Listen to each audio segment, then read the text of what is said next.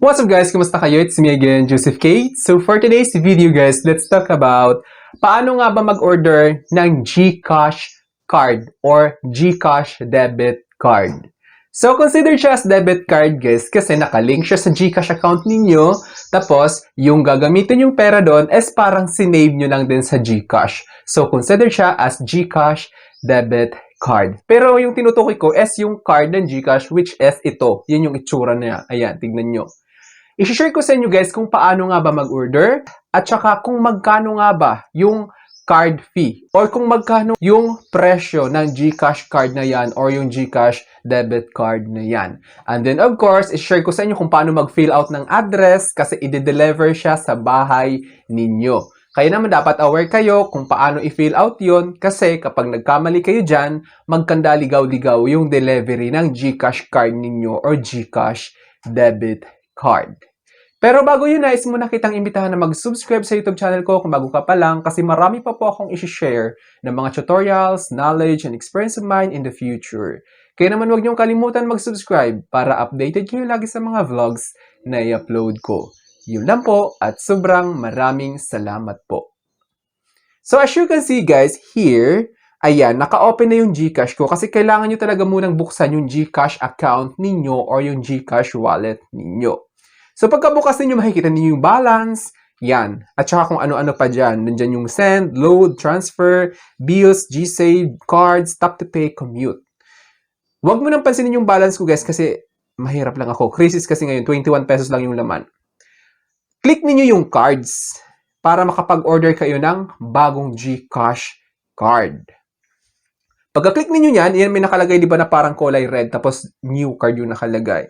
Ganito yung lalabas. In 200 plus countries, shop online, withdraw easily. Kasi any ATM. So when we say ATM, yung machine na kung saan nag-withdraw kayo ng pera gamit yung debit cards ninyo.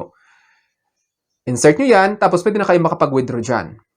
Using that GCash card or GCash debit card. Meron dalawang option. Order a card, have it delivered, or find the nearest partner store. Link my card. If you've received your GCash card, activate it now. So since mag-order tayo guys, dito tayo ngayon sa order a card of course. Gagawan ko na lang ng panibagong vlog kung paano i-activate yung GCash card or GCash debit card. So pagka-click ninyo ng order a card, nakalagay di ba, have it delivered or find the nearest partner store. So kung may malapit lang naman na Globe Store sa lugar ninyo, like nasa Metro Manila kayo, tapos may SM dyan, most probably may Globe Store dyan. Pwede na kayong bumili dyan diretso ng GCash card.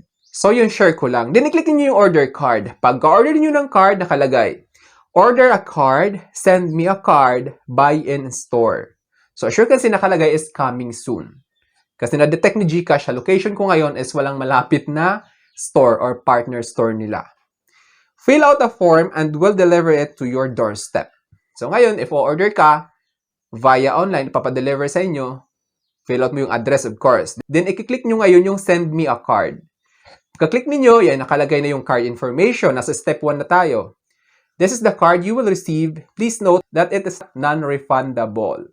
So, meaning, the moment na madidak na, if ever nag-sign up na kayo, nag-agree na, tapos nabawas na yung charge kung magkano sa GCash card, kung magkano yung bayad ng GCash debit card or GCash card, hindi na po iyan refundable. Good for, ano na yan, for lifetime, parang ganon. So, as you can see, your GCash registered name, so ayan, makikita nyo yung pangalan ninyo, kung anong pangalan ninyo sa GCash.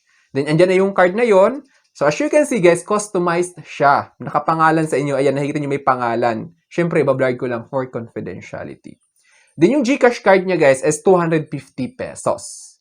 So, magkano nga ba yung GCash card, guys? It is amounting to 250 pesos. Then, click niyo yung next kasi wala naman kayong option kundi in-next. Then, ito na ngayon, mag-fill out na kayo ng address. Make sure lang guys na yung address niyo is tama talaga kung taga-saan kayo, kung nasaan yung address niyo located. Yung postal code, yung number ng bahay, yung street, kailangan correct talaga yan. So, as you can see dito, delivery information.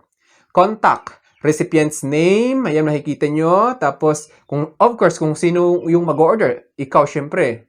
Sa pangalan mo, since ikaw yung may-ari ng GCash na yon, sa pangalan mo yon. This is who will receive the card.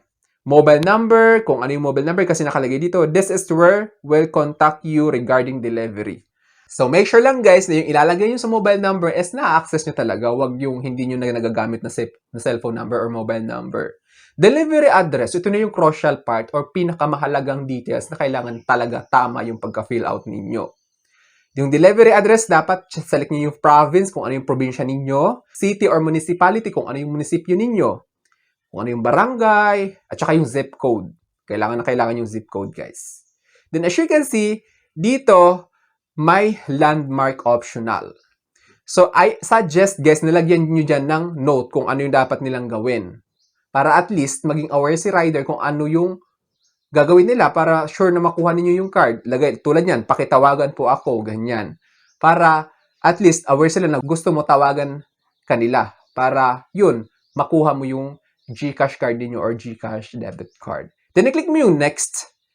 Pagka-click nyo ng next, guys, review your information. So, makikita nyo dyan, card information. So, name on card. Kung ano yung pangalan doon sa card. Kasi customized siya, guys. Ang cute, di ba?